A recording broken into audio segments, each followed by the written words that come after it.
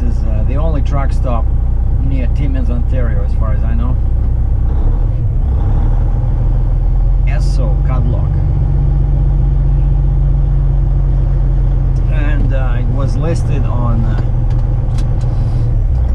DRATCHEV, and my shipper is just 2 minutes down the road.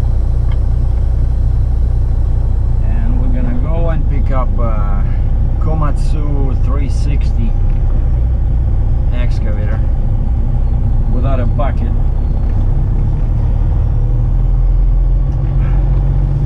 And I got my axles on the top, so I will need the help, you know, flipping the thing. And I want to try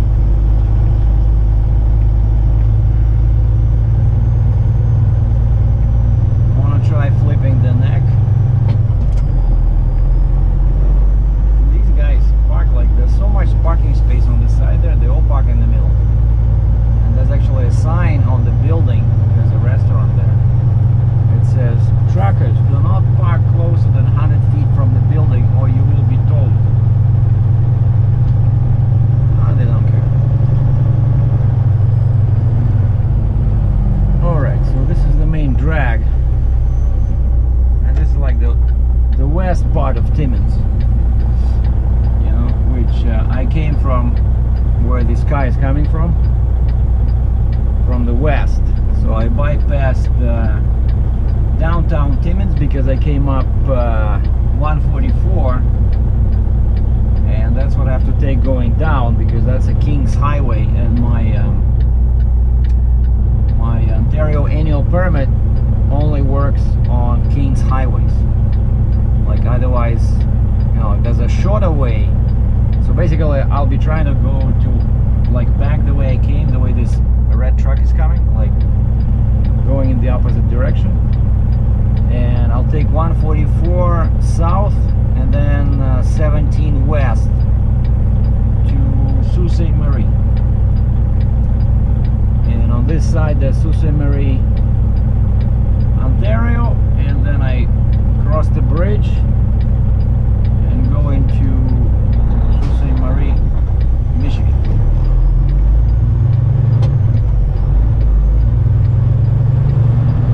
The only thing is this 144, it's all kind of like wiggly, you know, all curves. Very deep ditches, and they have these fences on the sides, you know.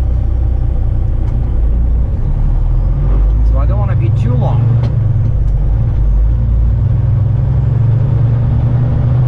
But they say this thing is 85,000 pounds, so I don't want to overload the drives again. I want to move the weight, you know, towards the front. And I'm going to put it down.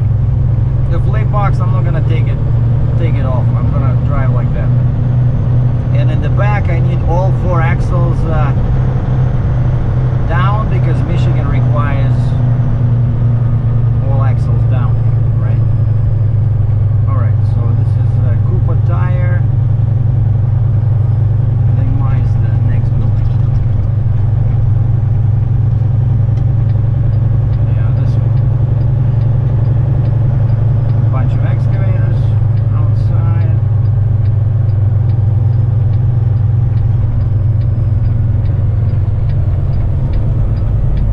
Oh, that one is closed.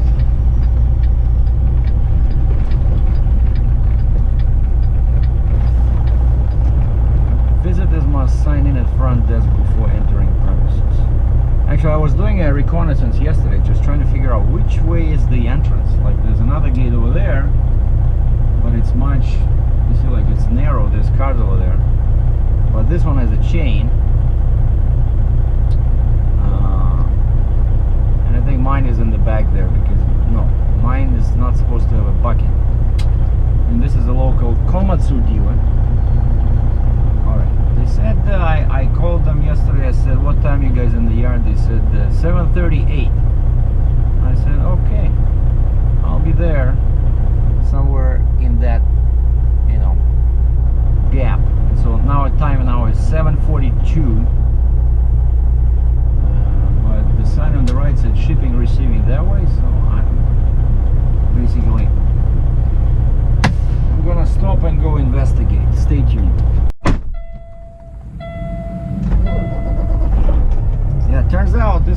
right gate.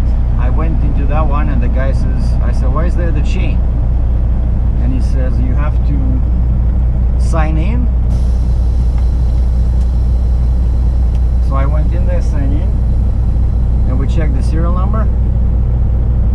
And he says, you have all your PPE, personal protection equipment, and they have signs everywhere that you need safety boots, you need hard hat, safety glasses. And he said, yes, sir. And so now we, and I said, you guys okay? Can you help me flip the axles and the neck? And he says, sure, no problem. And then he saw my safety vest, and my safety vest says cat on it. And he says, you don't have the proper vest. Because this is a Komatsu dealer, right? And I said, well, I'm sorry, but I said, that's the only one I found. Alright, so we're gonna, this is really tight in here.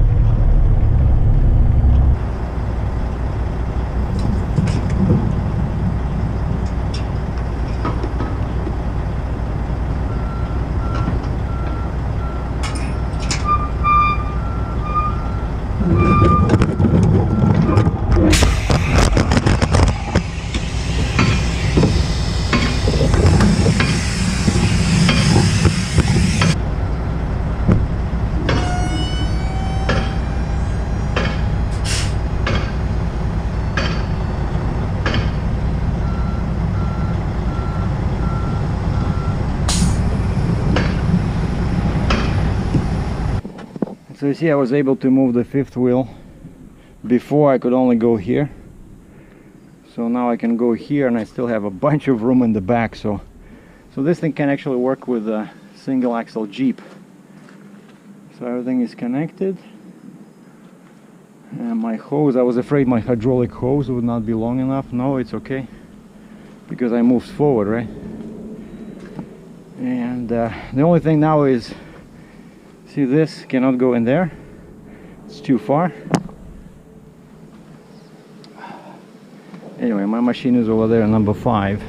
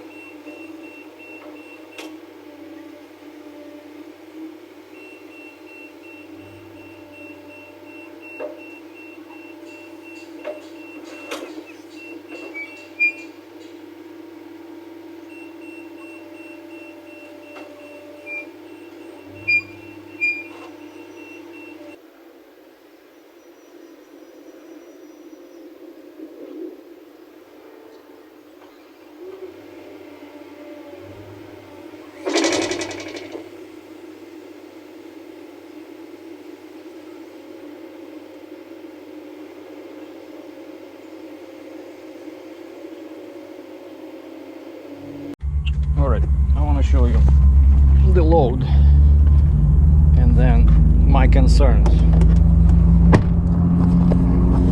Love my massive front axle.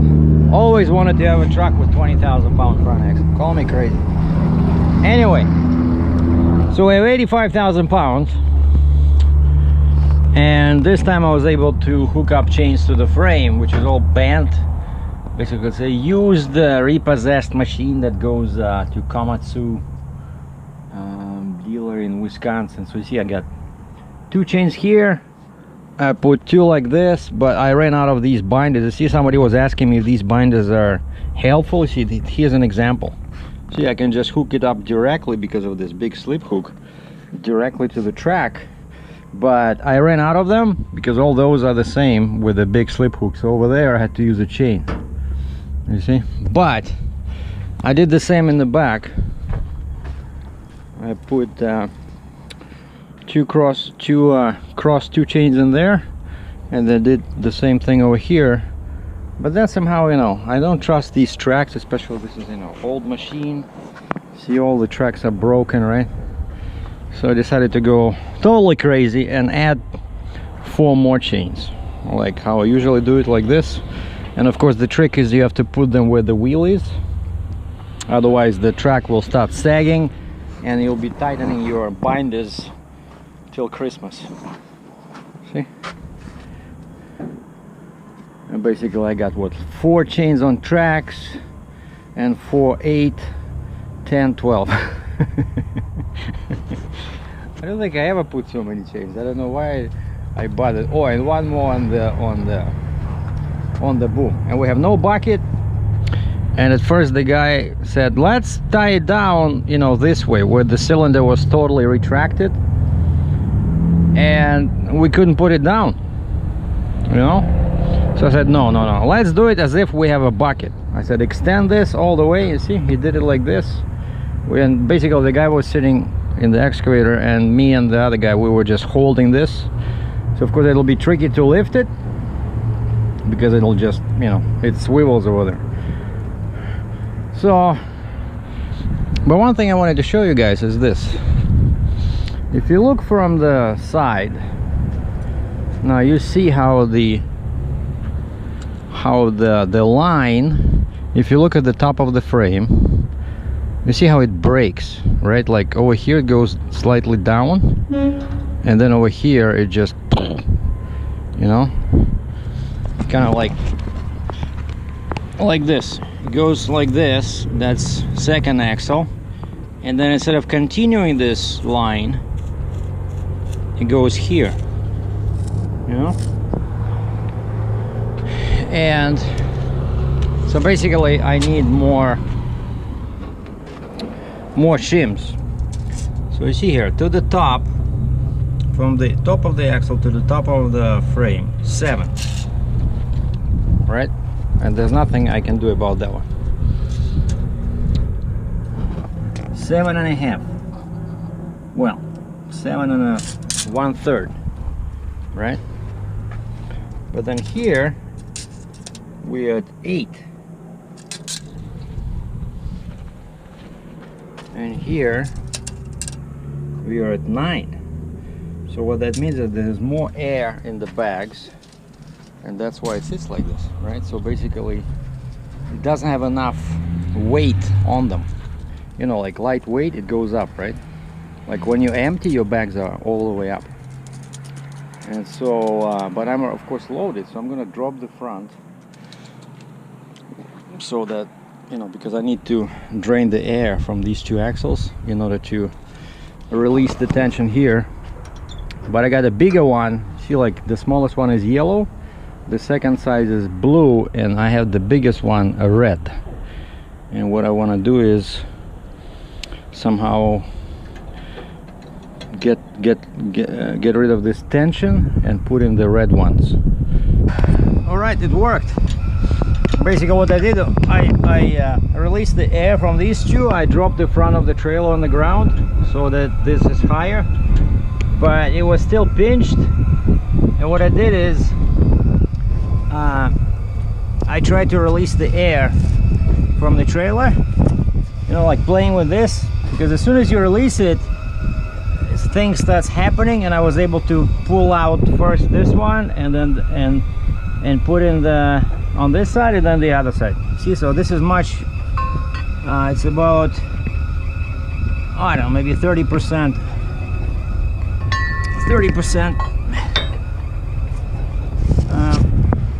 thicker. So now we can put the air back.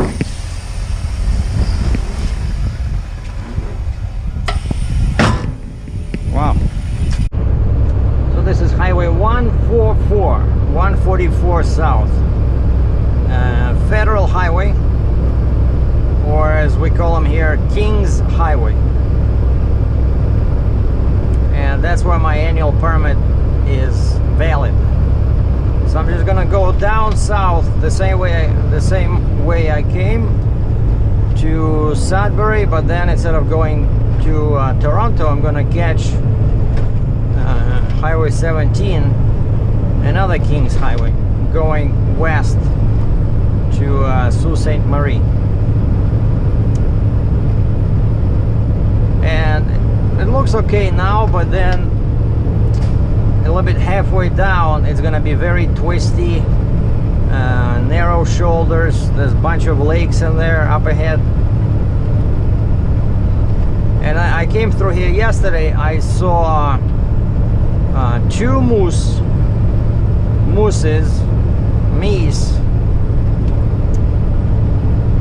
and I saw a bear family. I kid you not. There was a bear, I'm guessing mother bear, and she had 3 or even 4 cubs. Because I was driving and I saw something black, but like not big, you know, like, and I'm thinking, what is that? Like a wolf? And they were drinking water, kind of like the same as here. You see, like there's this little stream, and the moose, the 2 moose I saw yesterday, they were doing the same thing. They came out to drink. And so these bear family, just as soon as they heard me, probably I was, I don't know, 200 meters away, 600 feet, they just jumped into the woods. But I definitely saw small little bears in there. It was very interesting. Oh, and also I saw, you know, I'm driving and it already was getting dark yesterday, and that's when all these animals come out of the forest, and there's signs everywhere: moose, danger, you know. And the last thing I want to do is hit a moose and put my truck in the shop for a month, you know.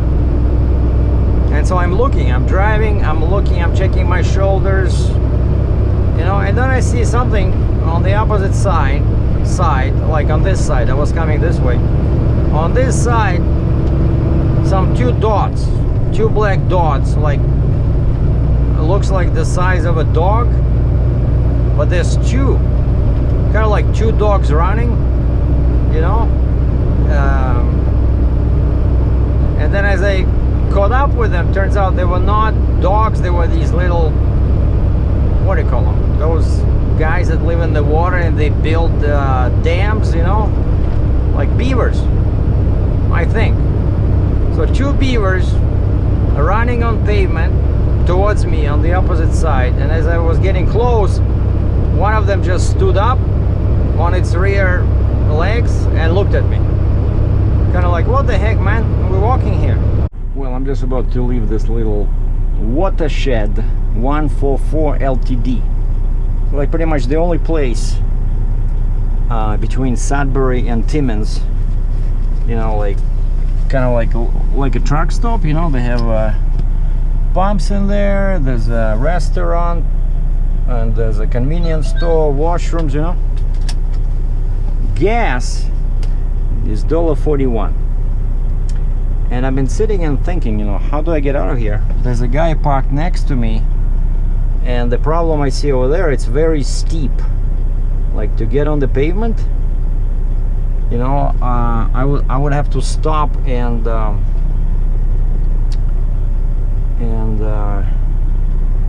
raise my trailer, and I really don't want to do that, because then I would have to stop again on the road and drop it down.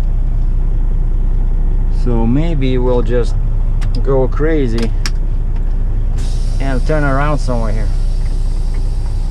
And I checked all my chains, everything is good. Yeah, sorry, there's too many bugs in here.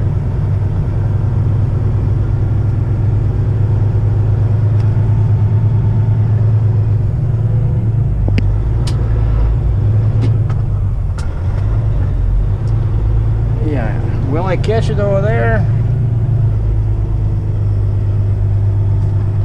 Maybe I can go around the building.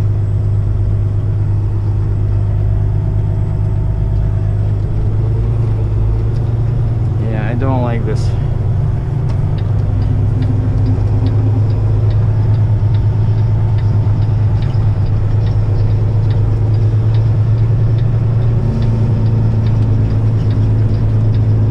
No, they have some kind of a motel in here.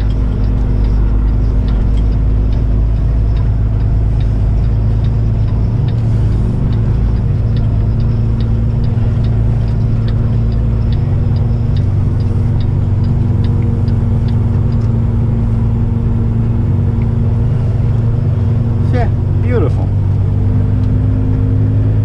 Nice and easy, nice and slow.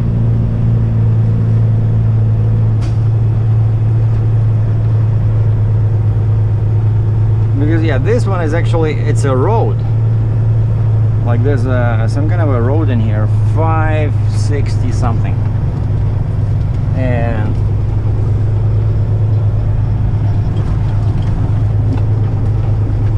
they're building something there. You see, so this way is much nicer.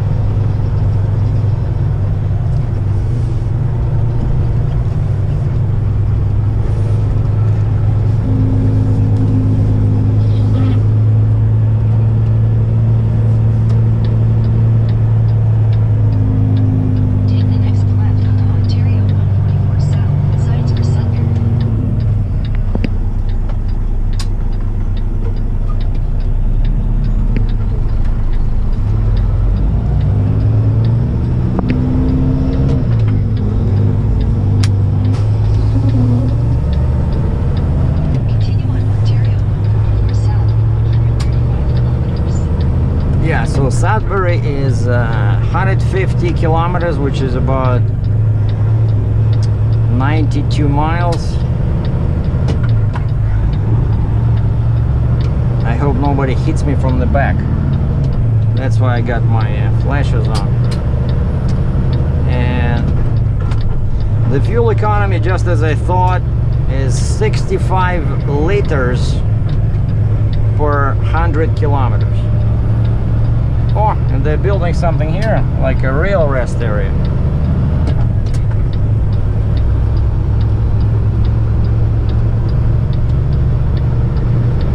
And it's pretty warm, 24 degrees, I think it's about 75 F.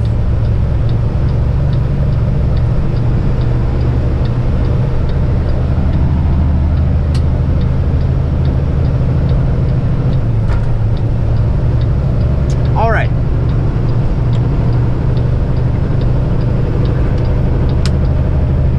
And so the plan is to reach Husky truck stop just east of Sault Ste. Marie, Ontario. And I'm gonna cross the border tomorrow, and then we'll continue through local roads in Michigan and Wisconsin.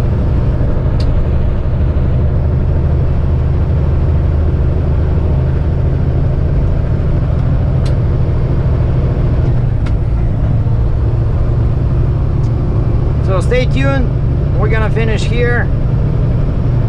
The weather is okay, no snow, no rain. We're doing good. Thanks for watching.